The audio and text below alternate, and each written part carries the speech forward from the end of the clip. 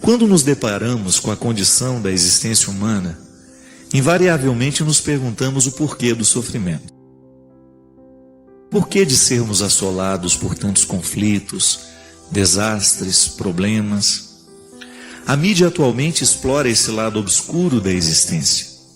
Desastres naturais, guerras, terrorismo, famílias desfeitas, gente morrendo pela fome, pessoas tentando sobreviver em condições totalmente indignas, pessoas em estado de profunda depressão, outros se refugiando em estados de aparente euforia. Diante desse quadro trágico da vida humana, alguns buscarão respostas, outros apenas se conformarão. Os mais céticos dirão que as coisas são assim mesmo, devido ao egoísmo humano, acrescentando que o sofrimento é a maior prova de que Deus não existe, de que Deus não é bom, pois se Deus existisse, Ele não permitiria o sofrimento. Padre Fábio, qual o significado do sofrimento nas nossas vidas? Deus nos abençoe, um grande abraço. José Marcos, o sofrimento ele nasce, primeiramente a gente precisa fazer uma distinção, né? Quando a gente fala de sofrimento, nós estamos falando de um limite. Eu posso viver esse limite na minha carne, quando eu corto o dedo, eu sinto dor. O sofrimento é físico. Quando eu quebro um osso, quando eu me corto, quando eu me machuco, eu vivo a experiência do sofrimento físico. Quando você está doente, quando a gente tem febre, né? Nós vivemos o desconforto do corpo. Isso todos nós passamos o tempo todo. Nós somos frágeis, né? E porque meu corpo é frágil, eu preciso protegê-lo. Se eu tomo muito sol, eu corro risco de ter câncer de pele. Por quê? Porque eu sei que a minha pele tem um limite. E quando esse limite é desrespeitado, o meu corpo sofre. E nós temos um outro tipo de sofrimento, que é um sofrimento espiritual, que nós também podemos chamar o sofrimento da mente, né? Quando eu fico preocupado com alguma coisa, quando eu perco a paz porque os problemas estão ao meu redor. O sofrimento espiritual, o sofrimento mental, psíquico, né? São desdobramentos de sofrimento. Às vezes eu encontro pessoas que sofrem muito porque estão sendo caluniadas, aí perdem o sono, perdem a qualidade de vida, vão vivendo processos depressivos, né? E você citou várias consequências, várias situações em que a gente identifica o sofrimento humano. Eu sofro porque eu sou limitado. É verdade. Quando alguém morre na minha vida, eu sofro. Por quê? Por causa do limite da vida. O outro era limitado, ele é precário, né? Ele sofre de precariedade, ele é criado, tudo que é criatura morre, se encaminha para o fim. E no momento que esse fim acontece, eu tenho dificuldade de lidar. O outro precisou morrer, por quê? Porque era limitado. Chega um momento em que o corpo esgota, já não tem mais condições de continuar. O envelhecimento é assim, né? Nós vamos perdendo a vitalidade do corpo. E no momento que o outro morre, eu começo a enfrentar os meus limites. Eu vou sentir saudade dele, eu vou sentir a falta. Então veja bem, o sofrimento vai perpassar a vida humana o tempo todo, porque o limite faz parte do nosso estatuto. Onde você tem pessoa, lá você tem a experiência do limite. E o limite, ele sempre vai ser uma experiência de sofrimento. Só que nós precisamos identificar que há duas formas de prestar atenção nesse limite. Uma primeira, que é bastante pessimista, que é quando eu começo a pensar os meus limites e os limites dos outros como um empecilho para a nossa felicidade. E aí nós caímos nessas frases feitas, nessas respostas simplistas, que dizem assim: Deus não existe, porque se Ele existe, Ele não iria permitir o sofrimento. Isso é uma coisa que nós escutamos o tempo todo, mas vamos ser sinceros, esta é uma perspectiva muito ingênua. Ela pertence a um contexto de idealizações, né? Uma pessoa que idealiza muito a vida vai achar que tudo tem que ser perfeito, bonito, ordenado, feliz.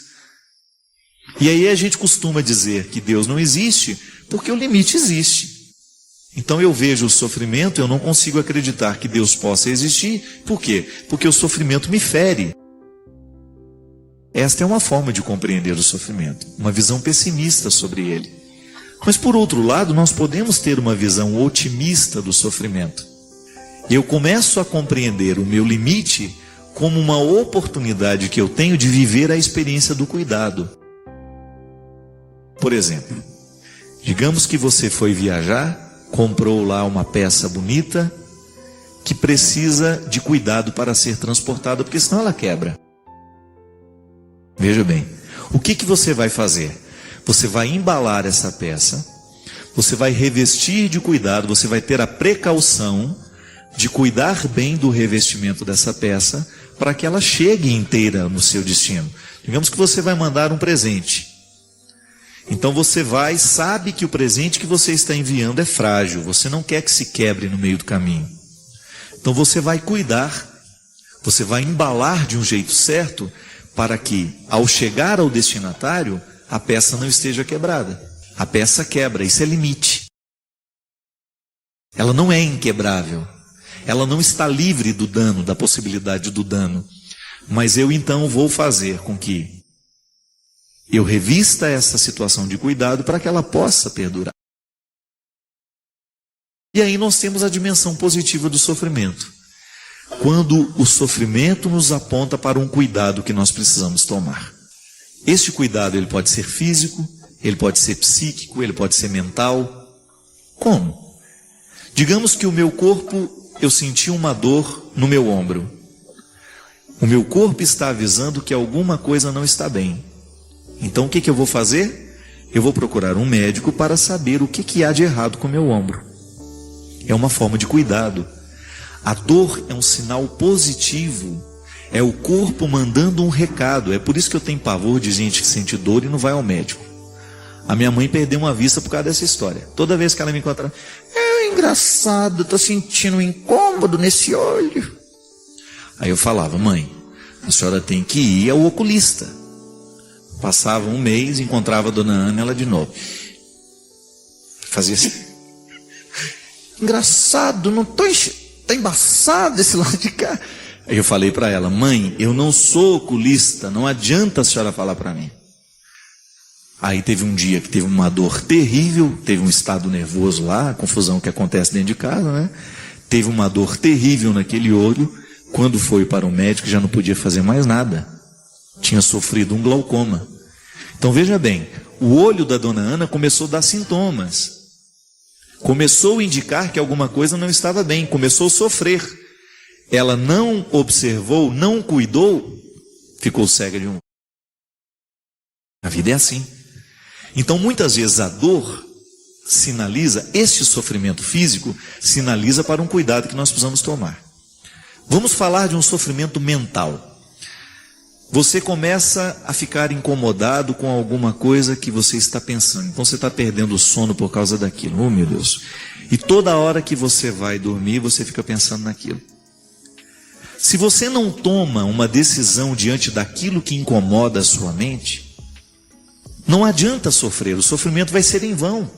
Agora, se você toma uma posição, então digamos que o que está me incomodando é uma situação prática. Eu estou vendo meu filho fazer isso não está me agradando, ou estou vendo aquela pessoa fazer isso, não está me agradando. Eu vou lá e tento resolver, ou estou sendo caluniado, eu vou lá e eu tento resolver a calúnia, eu tento esclarecer as coisas e você volta a dormir direito. Pronto. O sofrimento que estava lhe incomodando, você o interpretou de maneira positiva, fez alguma coisa em torno daquilo e resolveu a situação. Um sofrimento psíquico, por exemplo. Então, de repente, você está sentindo ciúmes. Você está com ciúme desordenado do seu namorado, da sua namorada, e ao sentir esse ciúme, você acaba ficando agressivo. É um sintoma de alguma coisa que está errado com você. Se você não pega esse sofrimento e o interpreta de maneira positiva, compreendendo que ele sinaliza para algum limite que você tem e que você precisa superar, você vai sofrer em vão. E assim é, minha gente. Por que a fome prevalece no mundo? Porque falta solidariedade. Falta gente que faça alguma coisa, que tome decisões. Por que a injustiça prevalece? Nós vimos essa semana, né? É lamentável quando nós ligamos os nossos noticiários para ver o que acontece no Brasil, e a gente percebe que o nosso país está nas mãos de pessoas irresponsáveis. Foi lamentável ver aquela cena daqueles deputados, daqueles assessores todos, recebendo um dinheiro que não é deles, né? Eu não estou fazendo julgamento de uma situação, eu já estou dizendo daquilo que foi comprovado, das propinas e dos dinheiros que vão para dentro das cuecas, das meias. É lamentável. Agora veja bem, somos nós que colocamos essas pessoas no poder. Somos nós que delegamos a ela o poder de administrar os nossos estados, o nosso país, as nossas cidades. Se a gente tem um prefeito corrupto, fomos nós que elegemos esse prefeito. Aristóteles já dizia que a política é uma das expressões mais perfeitas da bondade. Mas a verdadeira política, né? Que é do homem de bem que administra o que é público, para que aquilo que está sendo administrado possa diminuir o sofrimento dos administrados, né? O dinheiro administrado diminui o sofrimento daqueles que contribuíram e que são administrados por aqueles que foram eleitos. Então, muitos sofrimentos que estão no mundo, muitos não, né? Todos, né? De alguma maneira foram causados por mãos humanas. Por isso que é muito injusto a gente dizer que Deus não existe porque a gente sofre. Deus existe. Agora, o sofrimento é uma consequência das nossas escolhas erradas. Você mesmo hoje, você viveu, você saiu para trabalhar e você fez escolhas. Você alimentou os sofrimentos seus ou dos outros. Muitas vezes a nossa postura humana, minha gente, eu vejo isso em mim. O quanto que às vezes eu imponho sofrimento aos outros, por causa do meu jeito de ser. É muito triste quando a gente percebe que o nosso jeito de ser faz sofrer o outro. Injusto isso, né? É por isso que a gente precisa ter muita consciência. Será que a minha ação, a minha palavra, o meu gesto fez sofrer ou aliviou? E se a gente não toma as decisões, se a gente não muda isso, isso vai se avolumando e o mundo vai ficando cada vez pior. É a ação pensada, refletida, consciente, que é capaz de transformar as estruturas do mundo. A igreja de Cristo presente no mundo é para isso. É para fazer pensar essas estruturas, é para fazer chegar até aqueles que não conhecem a nossa palavra, aquilo que nos tornou, aquilo que nos fundamentou em questões que nós consideramos importantes. É aquilo que nos transformou o coração, né? Porque todo cristão de alguma maneira já teve o toque do Espírito. De alguma maneira já teve contato com o conteúdo da palavra de Jesus, que liberta, que transforma, que salva, que alivia os sofrimentos. É muito incoerente, né, a gente pensar que tantas injustiças estejam acontecendo em países que se dizem cristãos. É impossível admitir que se aprove leis como o aborto, por exemplo. É intrinsecamente mal. Matar alguém é intrinsecamente mal. Não tem desculpas para isso.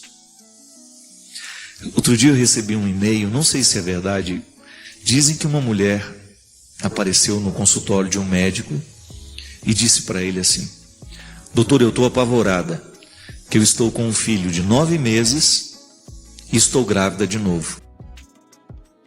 E eu vim aqui que eu gostaria de fazer um aborto. E disse que o médico olhou para ela e disse: ótimo, sem problema, mas então vamos fazer o seguinte: ao invés de matar a criança que está no ventre, vamos matar o outro de 9 meses. Aí ela levou um susto, né? Como, doutor? O senhor está louco? Matar o meu filho? Aí ele olhou para ela e disse: minha filha, matar o que está no ventre é a mesma coisa, você vai matar um filho também. Choca, né? Choca quando nós olhamos nos olhos e falamos: então tá bom, não mate o que está no ventre, a gente mata o que está de fora. É apenas uma maneira de mostrar o absurdo que é o aborto.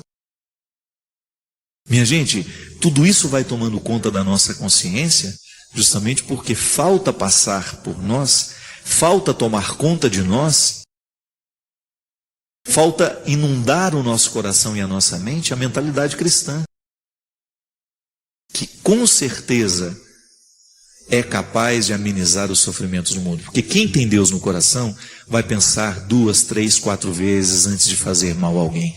Quem tem Deus no coração vai pensar 2, 3, 4 vezes antes de falar mal de alguém, antes de difamar, antes de esparramar coisas ruins. Quem tem Deus no coração vai pensar 2 vezes antes de enganar o outro.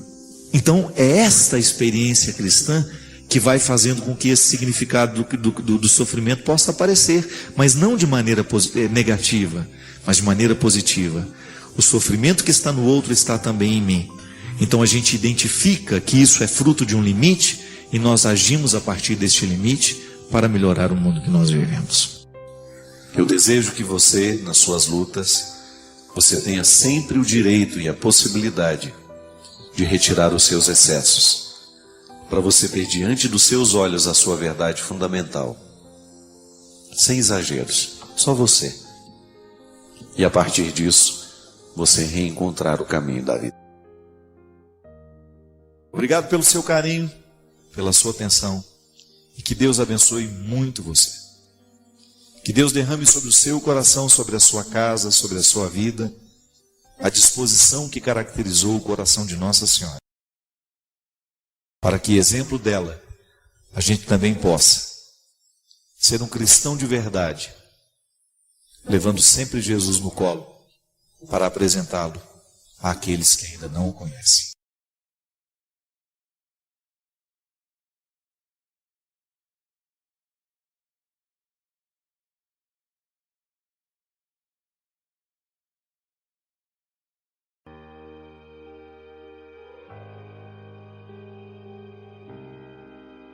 Tenho uma dúvida que me martiriza muito, padre. No ano de 2003, perdi meu filho de 33 anos. Foi assassinado quando tentavam lhe roubar o celular. Venderam o celular por R$20, padre. Esse foi o preço da vida do meu filho. Ele, que era um homem tão bom, tão amado por mim e por todos com quem ele convivia, sua vida foi arrancada a troco de nada. R$20 que usaram para comprar drogas. Eu não me conformo, padre. Nunca me conformarei. Penso muito em vingança. Quando tudo aconteceu, me afastei da igreja, minha fé ficou muito abalada, fiquei anos sem ir à missa. Agora, com a graça de Deus e de Maria, vou à missa, assisto os programas do Senhor, alguns programas da Canção Nova, mas mesmo assim, ainda não encontrei a paz que eu tanto preciso. Estou com uma dúvida e preciso de sua ajuda para responder. Se Jesus sofreu tanto para salvar a vida de todos os pecadores, essa pessoa que fez isso com meu filho, que mudou a minha vida, vai ser salva, padre? Esse assassino vai ser perdoado? E eu, padre Fábio? E eu? E o meu sofrimento de mãe, que perdeu o filho, onde fica? Me ajude a acabar com essa dúvida, padre. Me ajude a tirar isso de dentro do meu coração. Minha filha, nós não temos como arrancar de dentro de nós nenhum sentimento negativo se antes a gente não se reconciliar com as situações que o geram. O desconforto da alma da senhora não é por acaso. Ele nasce justamente da sua indignação de saber que seu filho foi morto por causa de um celular que foi vendido por R$20.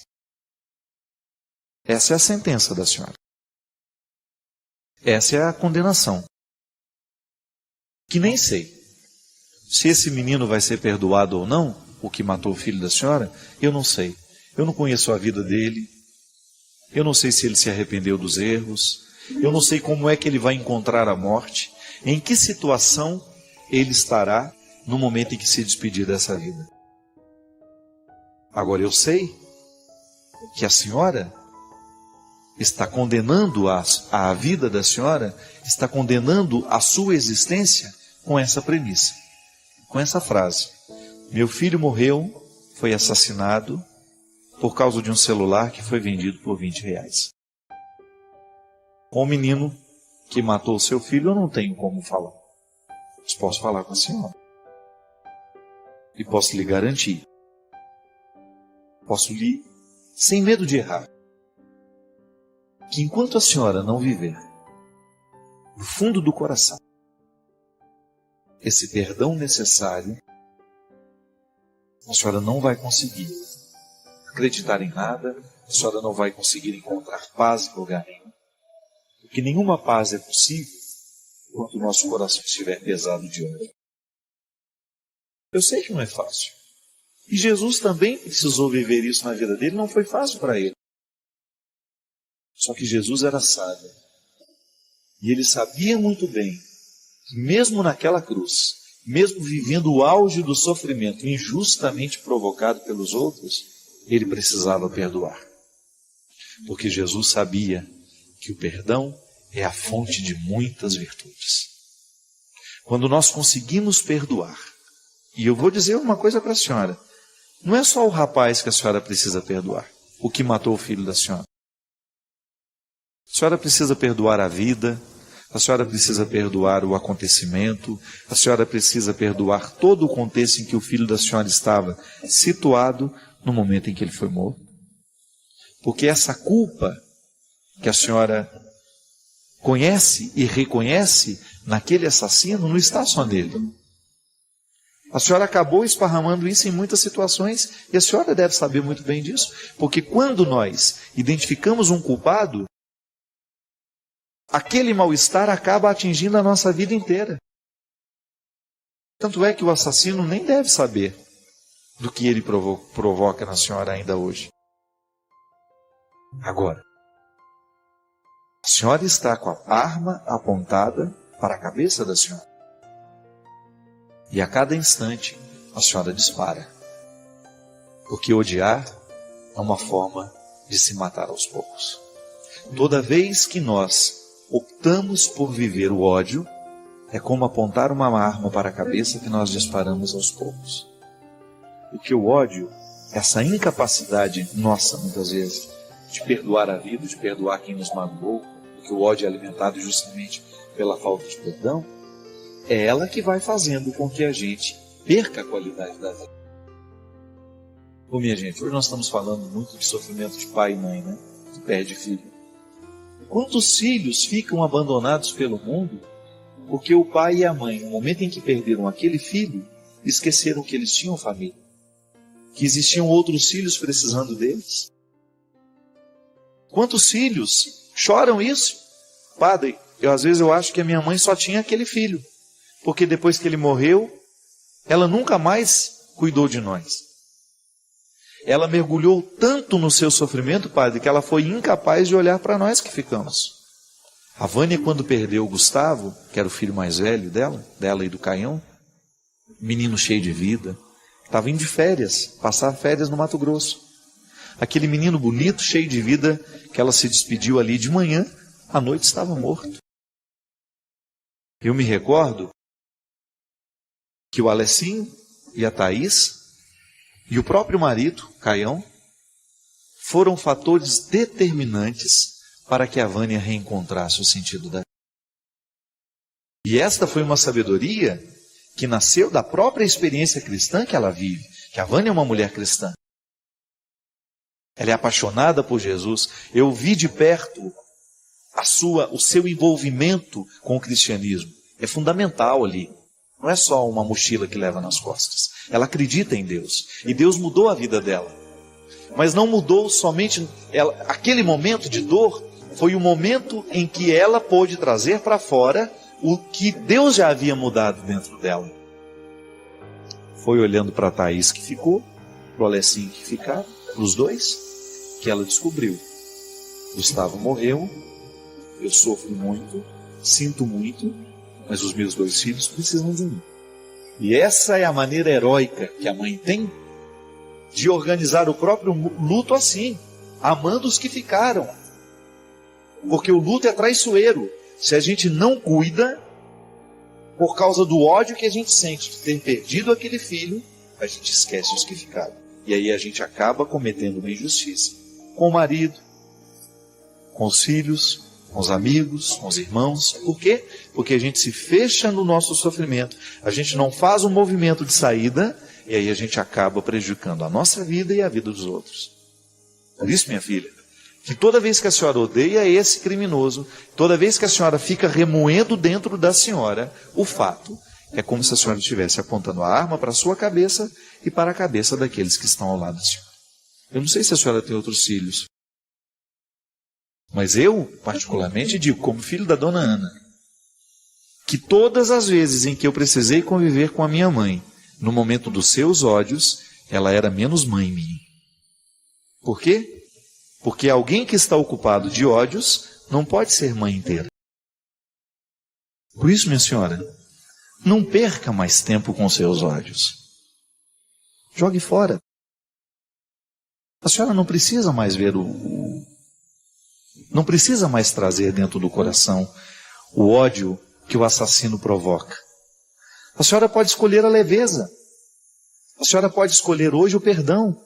E o perdão é uma palavra realmente capaz de nos libertar. Eu não quero. Devolva esse lixo, é seu. Já que você matou o meu filho, já que você levou a minha alegria, eu quero devolver todo o lixo. Como? Limpando o coração. Não permitindo mais que ele seja depósito de tantas coisas mesquinhas. É assim que a gente vai fazendo a faxina da alma, né? Que eu preciso fazer, que você precisa, porque de vez em quando alguma coisa de errado vai acontecer, não vai ser de acordo com as nossas expectativas, alguma coisa não vai ser de acordo com os nossos sonhos, com aquilo que a gente esperava que fosse. Mas você é o condutor de tudo isso. Você está à frente. Com Deus contigo. Eu acredito nisso. A cada dia eu peço mais. Senhor, esteja tão presente em mim, mas tão presente que eu já não saiba nem mais me diferenciar de Ti. Eu quero sentir com o seu coração, eu quero amar com o seu coração. Eu quero viver com o seu ar. Eu quero ter em mim a força da sua presença. E se o Senhor é o Criador, eu não tenho o direito de viver inacabado. Eu quero o tempo todo viver esse processo de recriação.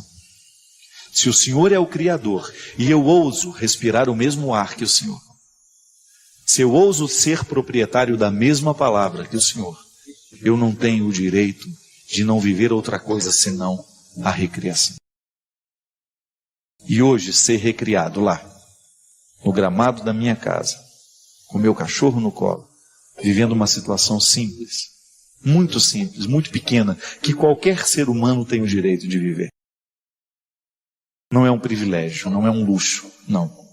É uma situação simples. Você ter uma criatura no seu colo que tem um carinho e um respeito por você pelo simples fato de você tratá-la bem. E ela identificá-lo no mundo assim. No meio de tantos, ele corre na sua direção. Quando todos chamam, ele atende a sua voz. Viver aquele momento e descobrir que a vida é isso.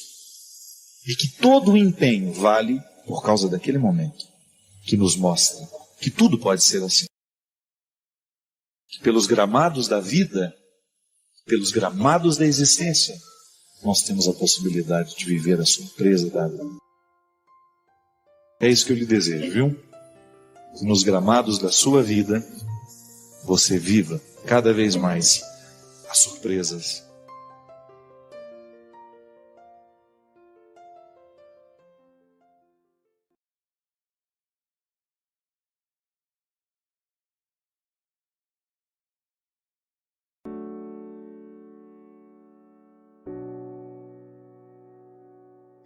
Essa música da Ziza marcou a vida de muitos nós.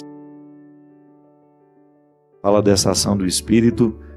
Aliás, ele tem uma função específica na Trindade, que é nos santificar.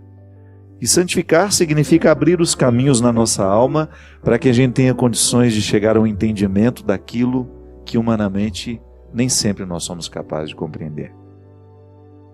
Você experimenta isso na sua vida diariamente. Às vezes você precisa conviver um longo tempo com uma realidade para poder entendê-la. A vida no Espírito apressa esse entendimento. Não é que fica mais fácil não, viu? Não caia na ilusão, né, Ziza? Não fica mais fácil. Não caia na ilusão de que Deus facilita as coisas para nós, porque não. Ele é Pai. E Pai que ama vai fazer questão que seu filho enfrente as questões como elas merecem e precisam ser enfrentadas. Mas ele dá a certeza da sua presença. E o Espírito é esse condutor que vai fazendo com que a nossa alma fique cada vez mais atenta para perceber a realidade e interferir nela. Que é tão interessante, minha gente. Se você vai olhar as pessoas que estão realizadas e aparentemente felizes, não só aparentemente, quando você percebe que aquela pessoa é feliz, você não tem ideia do tanto que essa pessoa precisou investigar-se ao longo do processo para ela ser quem é. Quantas picadas ela precisou abrir na alma. Quantos caminhos tortuosos ela precisou andar. É porque às vezes a gente vê o resultado final e não tem ideia do processo. O Espírito Santo é que vai dando essa condição a gente. Uma vida no Espírito é uma vida sem dúvida refletida, esmiuçada no dia a dia. Quanto mais eu invoco e tenho essa presença do Espírito Santo na minha vida, maior será a minha capacidade de entender. E Jesus tem um discurso que não é fácil de entender à primeira vista, porque ele é contraditório. Ele está reunido com os amigos e também uma multidão que o acompanhava. Uma região bonita de Jerusalém, ali perto de Cafarnaum, um lugar de muitos milagres, está perto do lago da Galileia, também chamado de Mar da Galileia, lugar onde ele fez muitos amigos. Nós chamamos esse sermão de o Sermão da Montanha, que é longo, mas eu vou pegar um trecho em que ele faz uma junção de frases com um poder de transformação, mas que requer muito entendimento, porque elas são aparentemente contraditórias. Vendo as multidões, Jesus subiu o monte e sentou-se. Os discípulos aproximaram-se dele e ele começou a ensinar. Felizes os pobres no espírito, porque deles é o reino dos céus.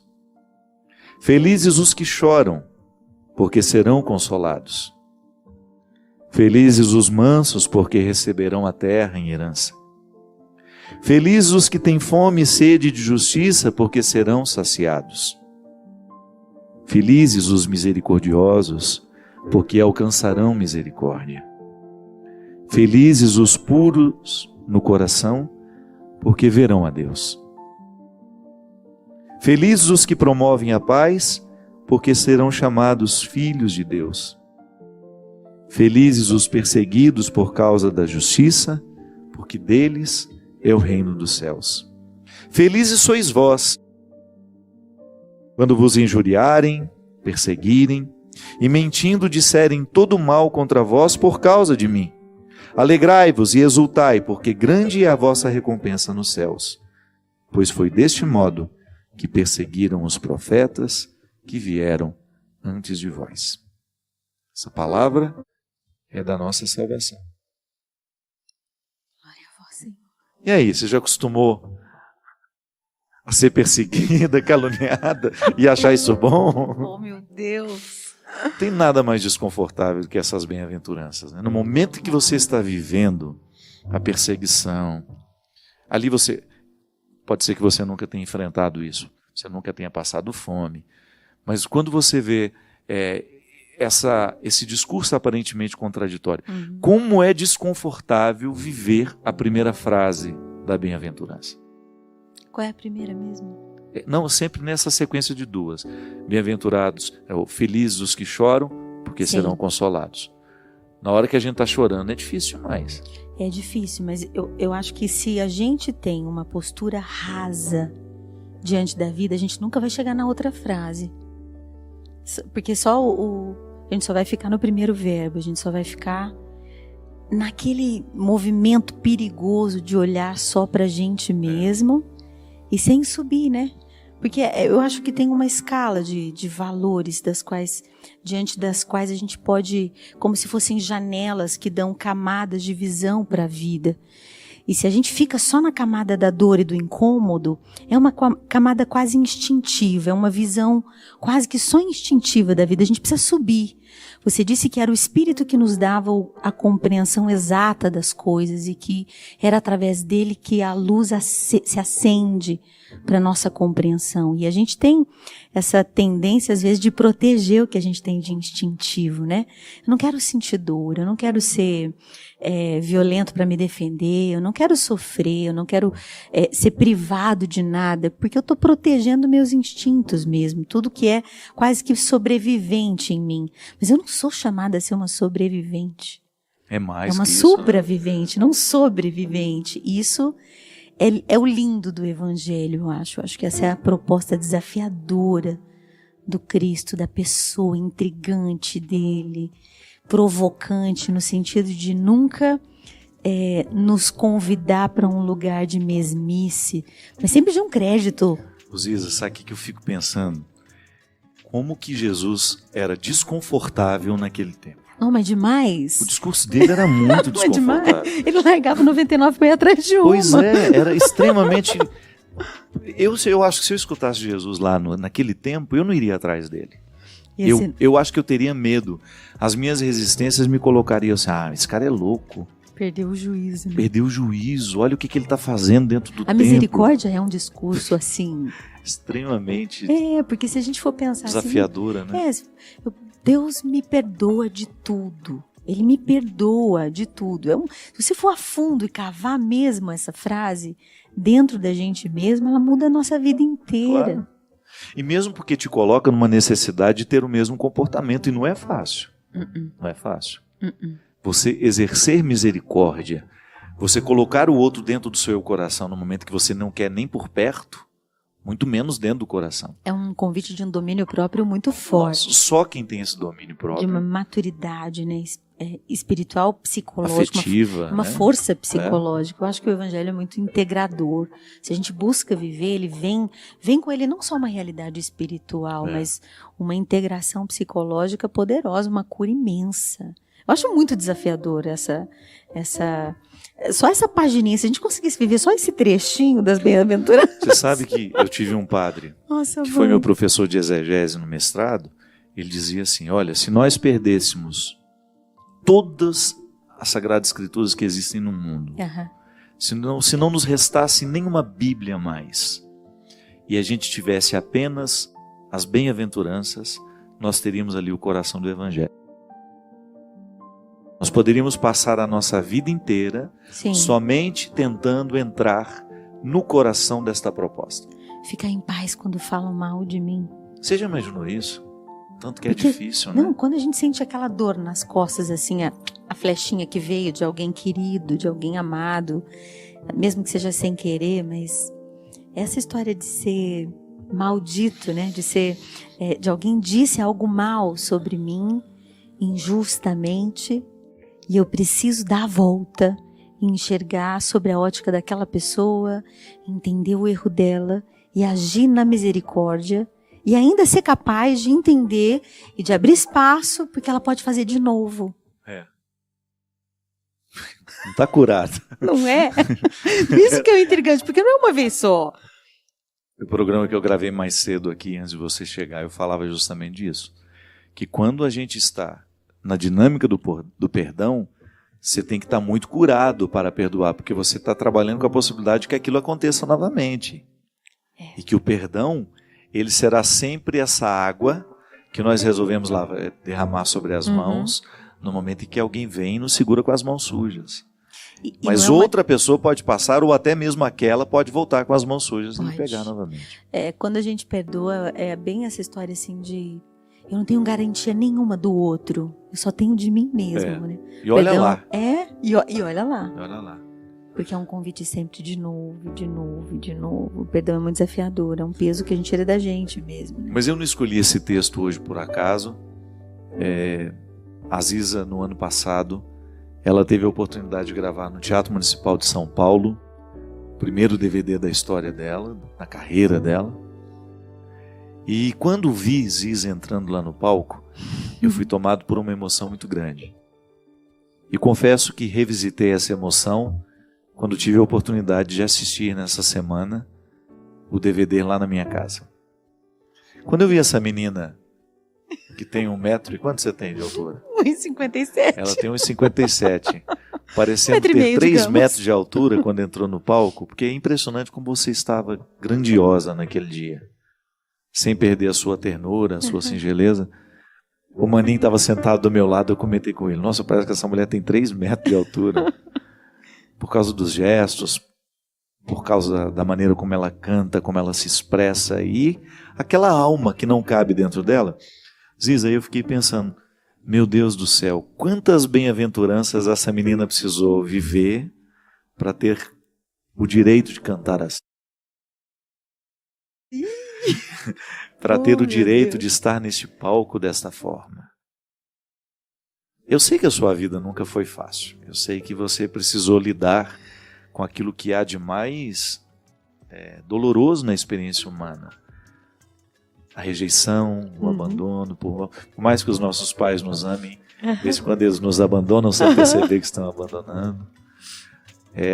E eu fiquei vendo, Ziza, que a verdade que há nesse DVD, e você que tiver a oportunidade de ver como eu vi, não perca, não perca, porque vai te tocar a alma com muita intensidade.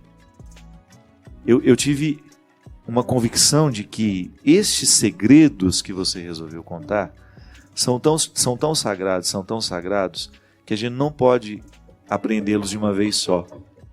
A gente precisa de muito tempo para mergulhar no coração de cada letra, de cada confissão. Porque isso é muito confessional, não é? Isso é em primeira pessoa. É inteiro confessional. Você lembra que o padre falou que você só cantava em primeira pessoa? Menina que canta no umbigo, lembra?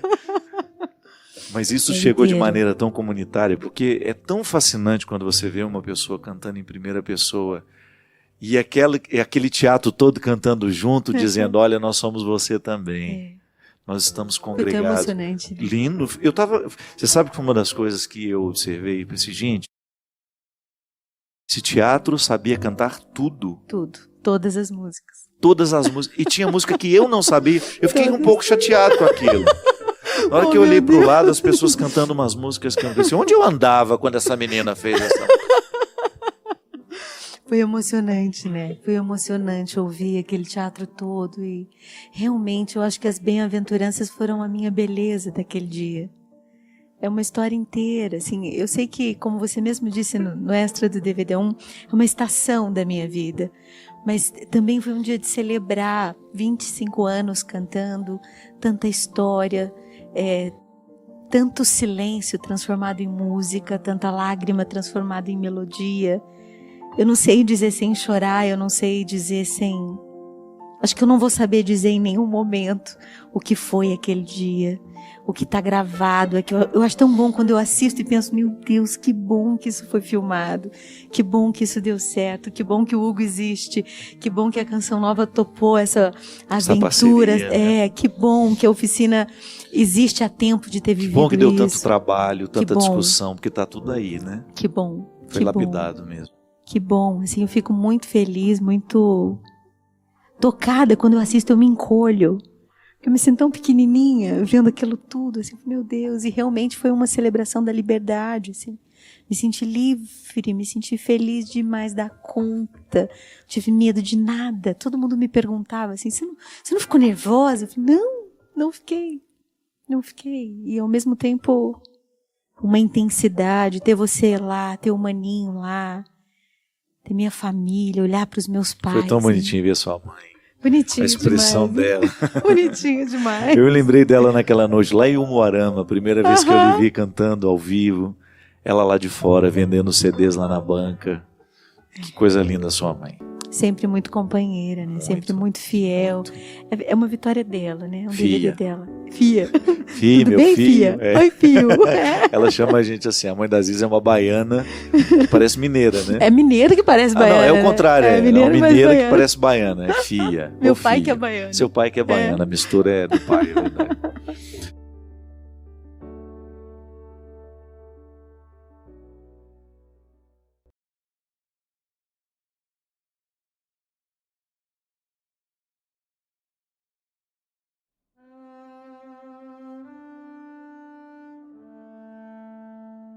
se aduba, para que todo aquele potencial que há na semente se desenvolva e aquela semente possa tornar-se a árvore que potencialmente existe ali dentro. A mesma coisa é a liberdade. Poder dizer, hoje livre sou, é você assumir que você está num processo de libertação da própria liberdade. Porque só quem se possui se oferece.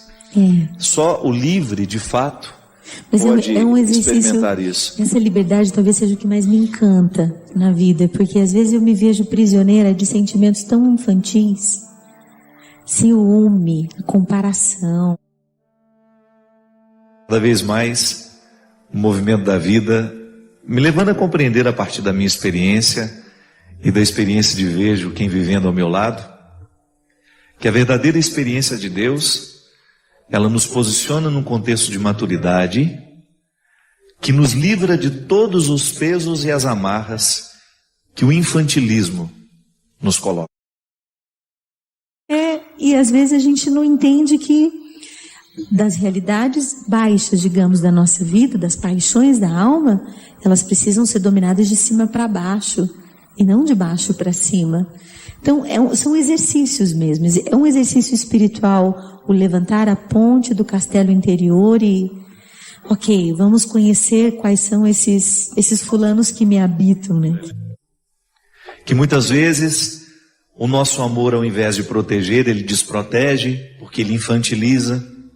Ele é muitas vezes marcado por faltar realidade, né, no amor. Igual a pessoa que está apaixonada, né, ela não consegue ver a realidade. Uma mente apaixonada, uma mente que está muito envolvida com uma outra pessoa que acabou de chegar, é um perigo. É um perigo tomar decisões erradas. A paixão cega.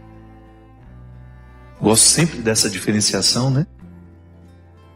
A paixão é a antessala do amor. A gente só pode dizer que ama depois de ter apagado todos os fogos incendiários da paixão, porque eles são perigosos. E se dá o direito de não gostar, Fábio. A gente tem o direito de não gostar. Gostar é uma coisa, amar é outra. Eu posso me simpatizar com você profundamente. A gente tem uma conexão deliciosa. Mas eu não sou obrigada a te amar, porque eu não escolhi te amar. Amar é uma escolha. E às vezes no nosso dia a dia a gente não sabe essa diferença e nem se dá o direito de não gostar de alguém. Assim, se o fulano está lá quase morrendo e precisa da minha ajuda, eu vou lá, eu sou cristã, eu sirvo ao Cristo. Mas eu não preciso comer pipoca para o cinema com a pessoa. Claro, você tem um limite que você pode estabelecer, né? Para com carinho. O amor comporta o respeito, é isso que você está dizendo. Isso. Eu não vou te prejudicar, eu não vou te boicotar, mas por outro lado eu também não tenho a obrigação de conviver, de estabelecer esse vínculo diário, de trocar o telefone, né? E às vezes as pessoas confundem muito, elas são muito... uma imaturidade mesmo na compreensão do cristianismo. Nossa, quantas vezes já sofri por essas imaturidades, já fui imatura tanto, oh meu Deus, tanto, que hoje já me é mais fácil compreender quando alguém é imaturo comigo. Às vezes eu encontro pessoas absolutamente à margem da experiência cristã, ainda pautada nas obrigações, sufocadas pelas obrigações que por acaso existem dentro do cristianismo. Né? E às vezes eu encontro algumas pessoas tão livres, mas tão livres, que já encontraram, me parece que o que há de mais profundo do cristianismo. Você falou dessas etapas que a gente precisa mergulhar para chegar ao que há de mais indomável em nós. E o cristianismo é um movimento justamente que passa por essa conquista do que é indomável, para depois você viver a liberdade de ser quem você é. Disciplina é a palavra de hoje. Nós estamos cada vez mais mergulhados num contexto que nos desobriga da disciplina, e isso é muito triste. É muito triste quando nós identificamos que os nossos filhos estão ficando estranhos, eles estão ficando estranhos a qualquer tipo de sacrifício. Porque a vida tem de ser assim, a vida nós temos que facilitar, tudo bem. as facilidades de hoje, elas são muito boas. Mas elas não podem retirar de nós a oportunidade de vivermos a ascese e a disciplina que faz com que todo homem, toda mulher encontre esse equilíbrio, esse amadurecimento. Como o mundo de hoje nos estimula para fora o tempo todo, como vida interior tem sido difícil, né? Nos dias de hoje. É um trabalho custoso. Meu terapeuta sempre dizia, a gente acha que a vida interior vem de graça, vem no pacote da vida, né? Eu nasci, então eu já tenho tudo internamente instalado, né? É como se eu tivesse vários programas para rodar, mas eu preciso entender como é que eles funcionam.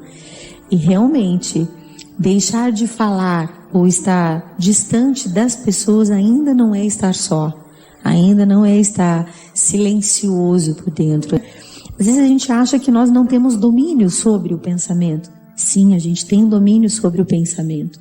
O pensamento precisa ser educado em alto nível. A gente precisa elevar o nível do pensamento com bom conteúdo.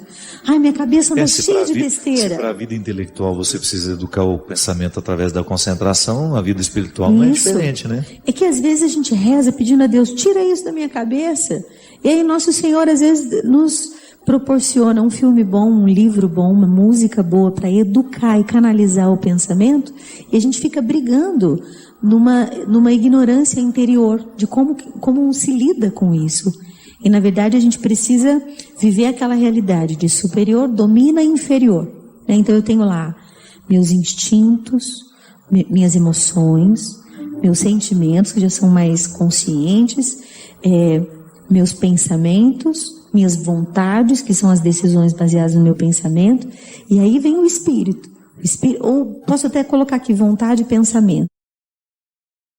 Não há ninguém, nem nada que possa escravizar uma mentalidade de alguém que realmente quer ser livre. É igual naquele filme, Um Sonho de Liberdade, quando aquele homem passou tantos dias na solitária, preso ali. Quando ele saiu de lá, perguntaram, como é que você suportou ficar lá? Ele falou, foi tranquilo. Eu ouvi música o tempo todo. Aí o outro disse, mas como? Lá nem música existe? Elas estão todas na minha cabeça. É aqui. É na cabeça que a gente é libertado. É por isso que é aqui que Deus acontece. Quando Deus entra na minha mentalidade, quando Deus modifica o meu jeito de olhar para mim, o meu jeito de olhar para o mundo, Ele vai modificar naturalmente o meu jeito de olhar para aqueles que estão ao meu lado. Ele vai modificar o jeito como eu olho para as minhas restrições, para as minhas perdas. E aí, outro destino não há a ser buscado, a ser conquistado, a ser experimentado. Às vezes nós ficamos muito medrosos, nós temos muito receio de dizer para o outro que o outro está sendo excessivo. Às vezes nós temos... E na hora que você vai fazer isso, você faz do jeito errado. A palavra certa, quando é dita no momento certo, e o outro acatando também, porque você também não tem a obrigação de ficar falando a vida inteira aquilo que você já disse uma vez, e a obrigação é ele acatar, porque a vida é dele. A partir do momento que você identifica que no seu território você quer estabelecer esse limite, é direito seu, e o outro tem que acatar sim. E a partir do momento que a gente lida com um pouco mais de verdade, a gente dá a oportunidade ao crescimento do relacionamento. Às vezes a gente sofre demais porque a gente não sabe ser honestos. E é difícil mesmo. Eu sei que não é fácil você estabelecer os limites do território, não é? Às vezes o outro invade demais. É engraçado, né? A gente que é público, o tempo todo a pessoa tenta invadir meu território. A pessoa dá palpite no meu óculos, gente. Faz com carinho? Pode ser. Eu vou usar o óculos que eu quero. Eu vou usar a roupa que eu quero, não é verdade? Você já ouviu isso? Às vezes a pessoa se sente no direito de passar um e-mail longo para você, dizendo que você não deve usar. Me desculpe. O outro dá palpite demais na sua vida, você sofre isso.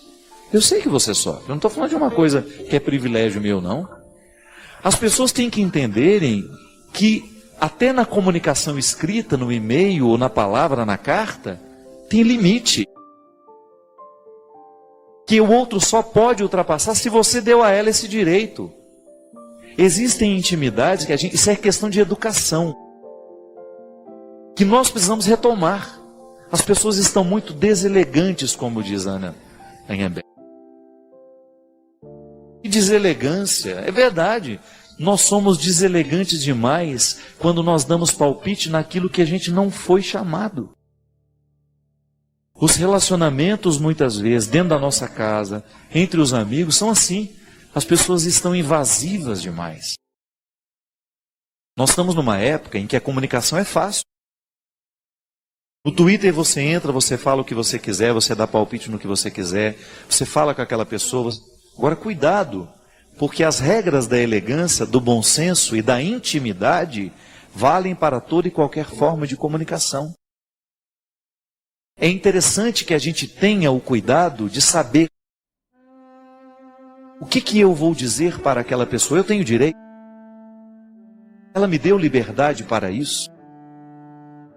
Será que eu estou sendo coerente com o tanto de intimidade que eu tenho com ela? Será que eu estou agindo a partir do meu lugar? Será que eu tenho compreensão do lugar que eu ocupo na vida dessa pessoa para eu dizer o que eu vou dizer? Você sabe? E às vezes o contrário também acontece.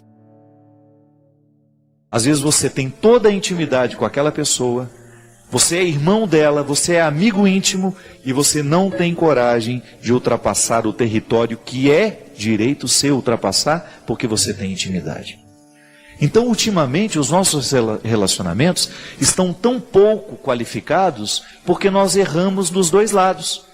Ou a gente erra porque a gente ultrapassa e fala o que não é direito a gente dizer, porque o outro não me pediu opinião e nem tampouco me deu liberdade, não tem amizade comigo, não tem intimidade comigo para me permitir dizer o que diz, ou porque eu tenho a intimidade com ele, mas não me exerço no papel que eu deveria exercer. Eu não sou com ele honesto o suficiente para apontar nele aquilo que a nossa amizade nos dá direito a apontar. Sabe, minha gente, eu fico pensando que cada vez mais nós precisamos ter cuidado. Os nossos relacionamentos precisam ter qualidade. E eu quero ter relacionamentos de qualidade. Eu quero ter amigos que tenham possibilidade de acessar as minhas questões, as mais difíceis, as mais duras, e ter a oportunidade de dizer alguma coisa a respeito disso. Eu quero ser afrontado, sim, por quem me ama. Eu quero, sim, ter a oportunidade de ser desafiado por quem me conhece, por quem tem intimidade comigo. Você também tem o direito de ter isso. Porque quando nós temos um amigo de verdade, para participar da nossa vida, para interferir do jeito certo, meu amigo, a vida ganha outra qualidade. E a experiência da amizade, do comprometimento, é absolutamente saudável para todos nós que queremos ser melhores, que queremos avançar. Eu desejo isso, né?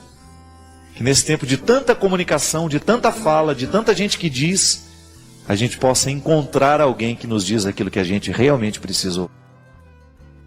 Tenho medo de, no meio de tantas palavras, a gente falar e não comunicar com ninguém. Outro dia, só para encerrar, conheci filha de um grande escritor. E eu comentei com ela, ela me escreve de vez em quando um e-mail, sempre muito polida, sempre tratando de assuntos que são pertinentes. E uma vez eu comentei com ela, você escreve pouco, escreve muito bem, mas muito pouco. Ela falou assim, padre, eu tenho um profundo respeito pela palavra. Eu não uso para banalizá-la. Eu acho que isso tem nos faltado, minha gente. O uso da palavra do jeito certo. Eu desejo do fundo do meu coração que a palavra certa, no meio de tantas falas, de tanta gente que fala tanto, você tenha a oportunidade de ouvir uma palavra que possa lhe fazer bem e ao mesmo tempo oferecer a alguém uma palavra que possa mudar, que possa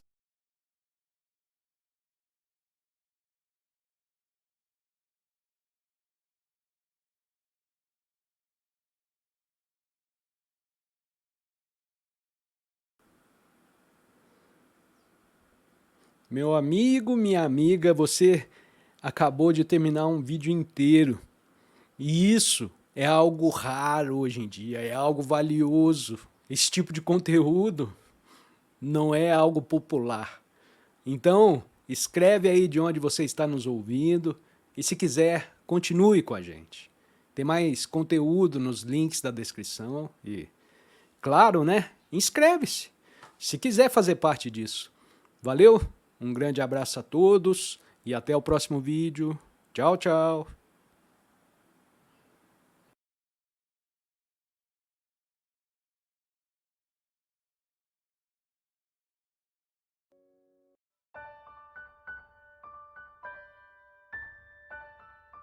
Mas muitas pessoas procuram os padres na igreja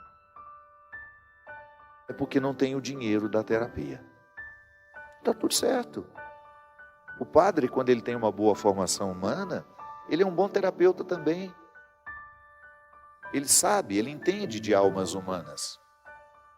Já viu muito problema na vida. Então ele é um bom conselheiro, sim, ele pode ser um bom conselheiro. Então, quando eu aprendo a falar sobre aquilo que me oprime, eu já estou curando um pouco daquilo que está me oprimindo. A palavra tem um poder enorme de retirar de nós. Então, o processo da vida ele pode ser terapêutico. Eu posso viver diariamente as minhas terapias e ir alcançando cada vez mais um bem-estar. Agora, eu preciso estar consciente. E na pressa eu não enxergo. Às vezes eu não enxergo o outro. Eu não enxergo. Lembro que na semana passada nós falávamos da distinção entre o cansaço e a insatisfação. Às vezes a pessoa não está cansada, ela está insatisfeita com a vida que ela está levando. Férias resolvem o cansaço. Férias não resolvem a insatisfação. O que resolve a insatisfação é a mudança de rumo, é a tomada de decisão. E nesta música tem uma estrofezinha que os compositores foram muito inteligentes e muito sensíveis, que é conhecer as manhas e as manhãs. Veja que são duas palavras muito parecidas, só tem um acentozinho. É como se ele quisesse dizer, a gente precisa aprender a distinguir as coisas. A distinção é fundamental. O saber distinguir o cansaço da insatisfação por ele. Na pressa a gente não distingue nada. O que muitas vezes infelicita uma pessoa é a pressa com que ela vive. Na pressa você não percebe o valor das coisas. Na pressa você não sente nem o sabor do que você está comendo. Os especialistas dizem que a gente tem que mastigar quantas vezes? Cada colherada? 50 vezes?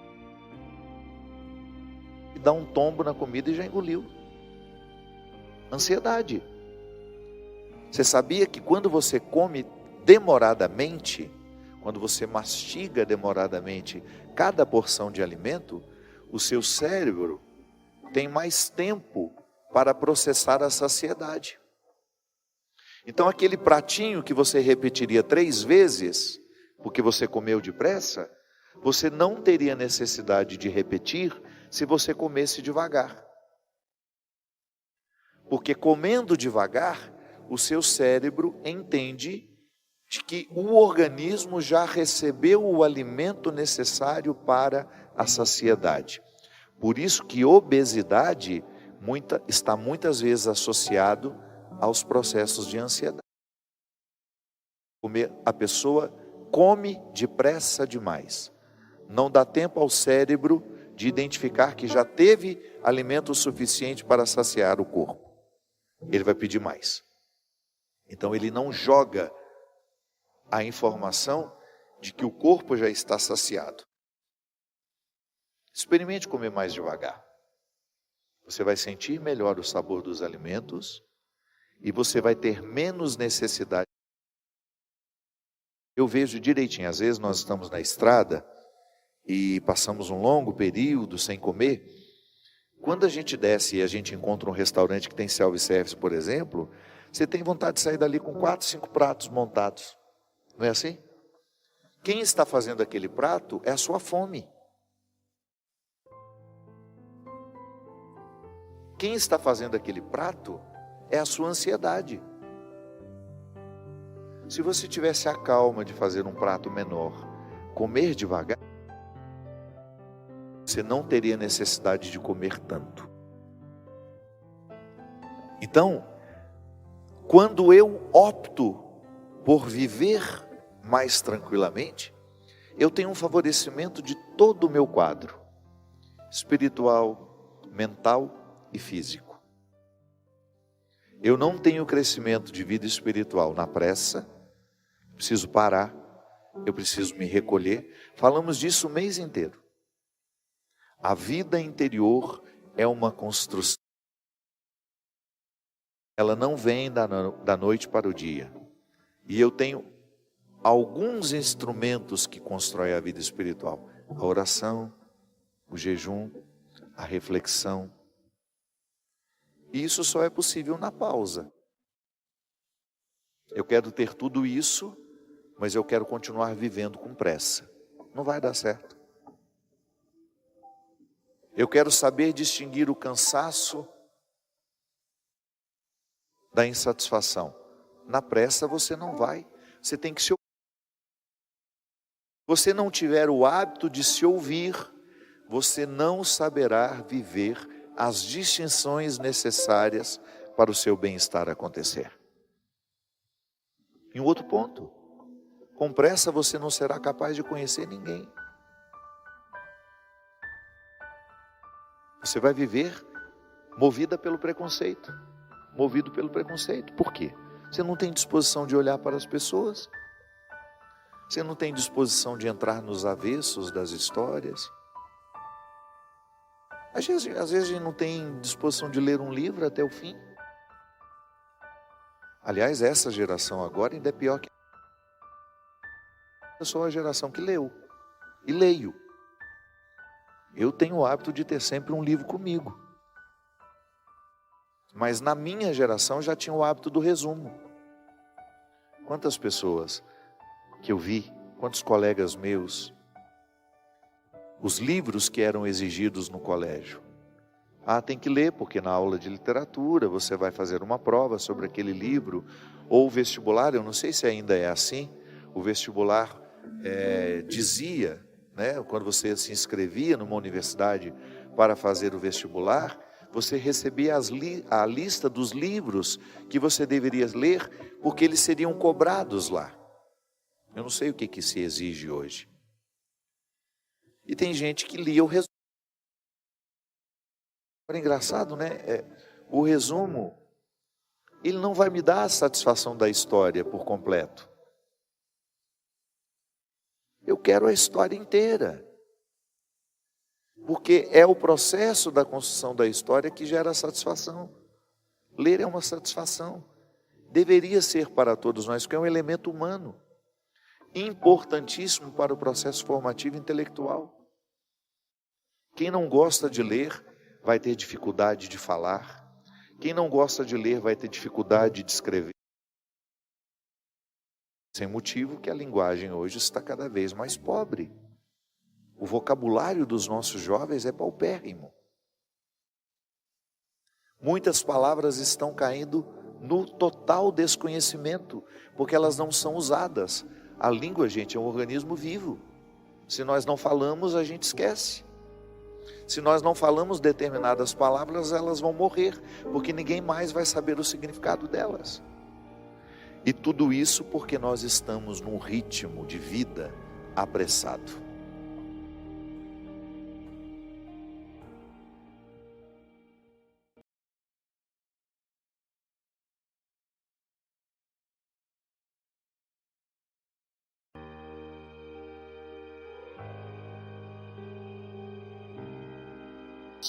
A possessão demoníaca é toda vez que nós identificamos que aquela pessoa ela tem tanta brecha espiritual para o mal, que o mal acaba tomando a regência de sua história, de sua vida, seu corpo, no caso, né? Ela fica possessa. Eu nunca vi um caso assim. Já vi histórias de pessoas assombradas pelo mal ou visitadas pelas forças do maligno, mas graças a Deus nunca tive o contato com alguém vivendo uma possessão.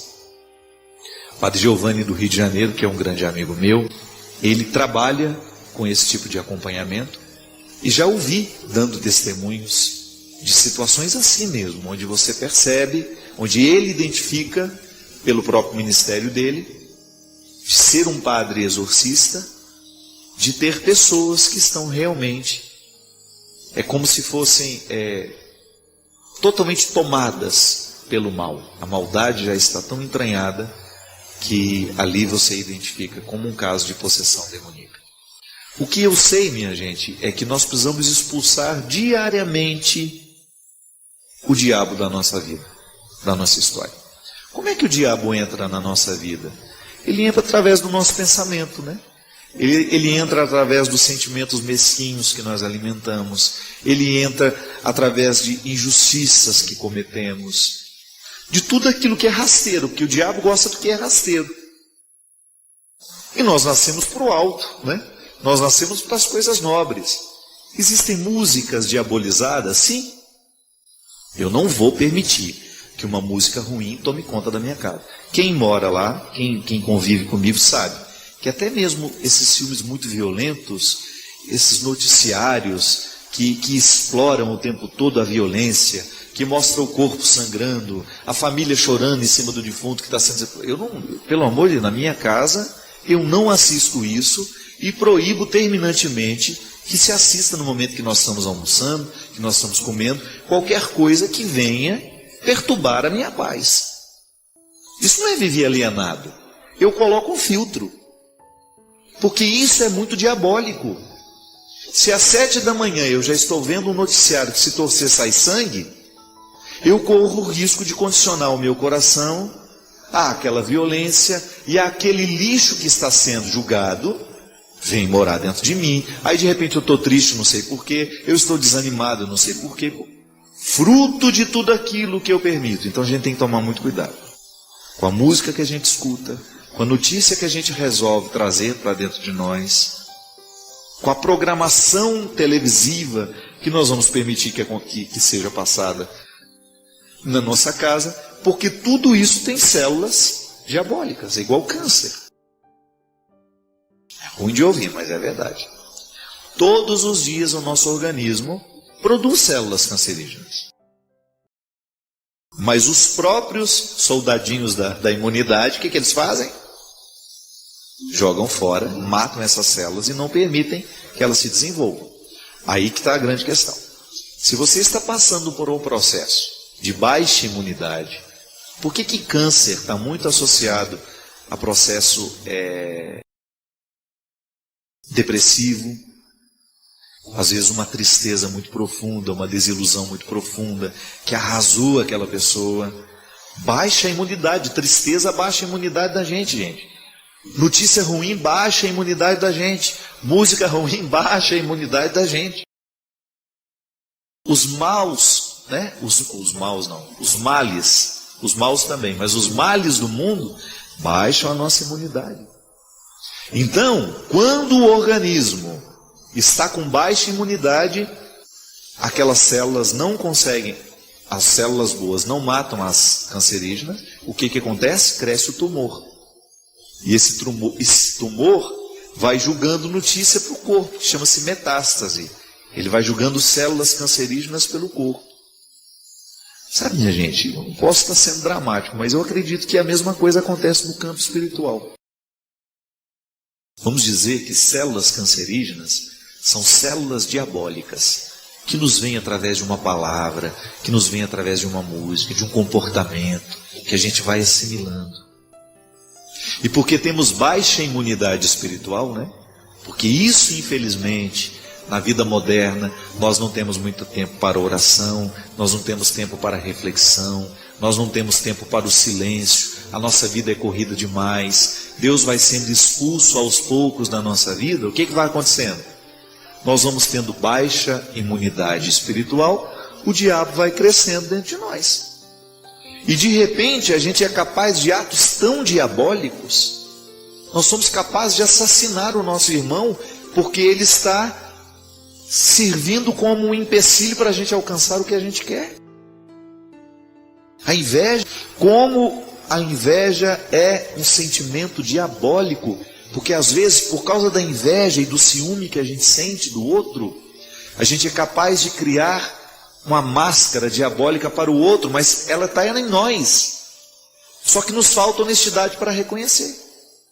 Então, se eu permito que pequenas células diabólicas tomem conta do meu coração e eu estou em baixa imunidade espiritual, porque está faltando Deus na minha vida, ou está faltando aquilo que me ressuscita, né?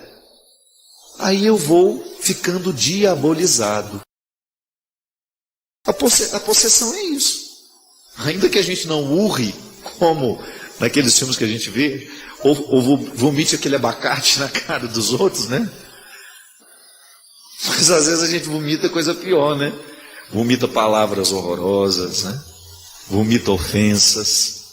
Julgamos sobre o outro aquele caldo verde de ofensas, né? Deus me livre. Então a gente tem que tomar cuidado assim. Agora, eu faço de tudo e prego o tempo todo. O diabo não mora em corações sinceros. Porque o coração sincero, ele é capaz de reconhecer diariamente quais são as células diabólicas que estão em nós. Seria tão melhor, minha gente, se a gente tivesse essa honestidade todos os dias. É o bendito exame de consciência que minha mãe me ensinou quando eu era pequeno. Ela fazia deitar, a gente fechava os olhos assim, sentado na cama. Está na hora do exame de consciência, ela falava. Eu nem sabia o que era isso, não sabia o que era exame, nem sabia o que era consciência. Eram duas palavras esquisitas. Eu acho que se perguntasse a minha mãe também, ela não sabia não. De qualquer maneira ela usava. Vamos fazer o exame de consciência. Aí eu sentava na cama, fecha os olhos. Fez o exame de consciência? Eu falei, fiz. Até que um dia alguém me ensinou que o exame de consciência era a gente rever todas as ações do dia e descobrir qual ação foi ruim. E a minha mãe é muito sábia nesse aspecto. Ela nunca permitia, quando ela via alguma coisa de errado que a gente tenha feito, ela corrigia a gente na hora. Eu me lembro, eu era muito pequeno, meu irmão era um pouco maior que eu, mais velho que eu, o Geraldo. Um dia o Geraldo apareceu com um carrinho que não era dele lá em casa.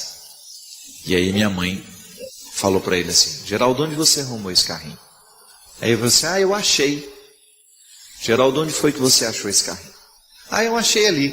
Pois então você vai me levar lá e vai me mostrar onde foi que você achou esse carrinho. Aí no meio do caminho ele foi ficando apertado. Aí eu falei, não, sabe o que é? É que na verdade ele estava ali, dentro daquele portão ali. Aí eu peguei e levei para brincar um pouquinho. Ela falou assim, pois então você vai bater na porta, isso ela com ele, né?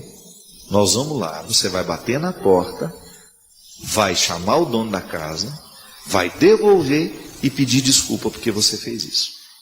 Que não é certo você pegar o que é do outro.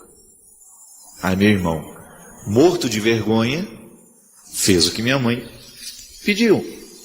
Mas o que eu acho bonito da minha mãe, sabe o que é? É assumir a vergonha com ele, né? É segurar na mão dele naquele momento, não o deixou desamparado. Ela segurou na mão dele e falou, vamos lá, vamos assumir juntos. Eu não fiz o erro, mas eu sou sua mãe e quero que você seja capaz de assumir isso.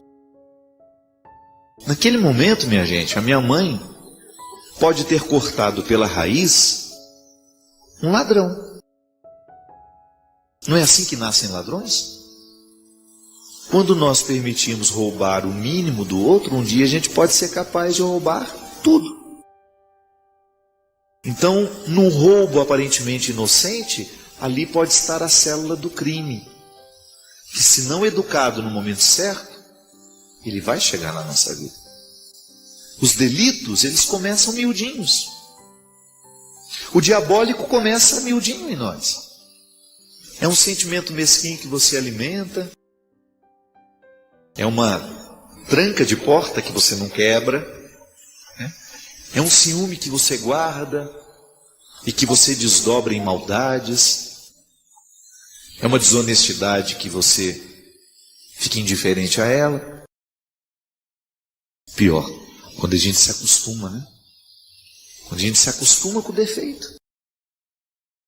Quando a gente se acostuma em ser mal. E aí, o diabo vai tomando posse de nós. Quando nós nos acostumamos com tudo aquilo que é diabólico, que está no mundo disponível, nas estantes, nos meios de comunicação, e nós livremente trazemos para a nossa vida. Mas todo dia é dia de quebrar isso. Nós não estamos condenados a levar para a cama hoje as células cancerígenas que o diabo colocou em nós hoje. Faça aí seu exame de consciência como me ensinou a minha mãe. Quais foram os sentimentos que você alimentou hoje que não lhe fazem feliz? Quais foram os sentimentos que hoje você trouxe para o seu coração que você sabe que ao invés de lhe trazer vida, eles lhe matam? E joga fora isso. Da mesma forma como nós enchemos o pulmão com um novo ar e expulsamos o que já foi usado e que está cheio de impurezas. A vida é assim. Criar essa imunidade espiritual que nos vem pelos encontros pessoais que fazemos com o Senhor. Nessa audiência particular que fazemos com Ele. Ainda que sejam nos últimos momentos do dia, antes de nos entregar ao agradável mundo da inconsciência que é o sono. Lá na cama, quando você já está tomado pelo sono, você ser capaz de cruzar o sinal da cruz sobre o seu rosto, sobre o seu peito, e dizer ao Senhor que você a Ele pertence. Que se por acaso hoje o diabo teve alguma chance com você, você gostaria que amanhã fosse diferente. Ele é o seu Senhor. E você não quer dividir o seu coração com o inimigo. Você quer que seu coração seja inteiro do Senhor. E que Deus abençoe esse propósito. Que hoje, ao receber essa bênção, o Senhor possa lhe cobrir de coragem para quebrar todo o poder de morte que sobre você hoje possa existir. Eu desejo que você, nas suas lutas, você tenha sempre o direito e a possibilidade de retirar os seus excessos, para você ver diante dos seus olhos a sua verdade fundamental, sem exageros, só você.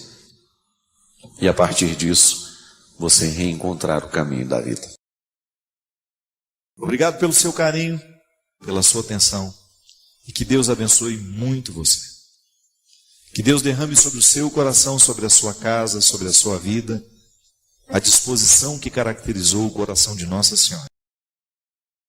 Para que, exemplo dela, a gente também possa ser um cristão de verdade, levando sempre Jesus no colo, para apresentá-lo àqueles que ainda não o conhecem. Derrame sobre nós a bênção do Deus Todo-Poderoso, Pai, Filho e Espírito Santo.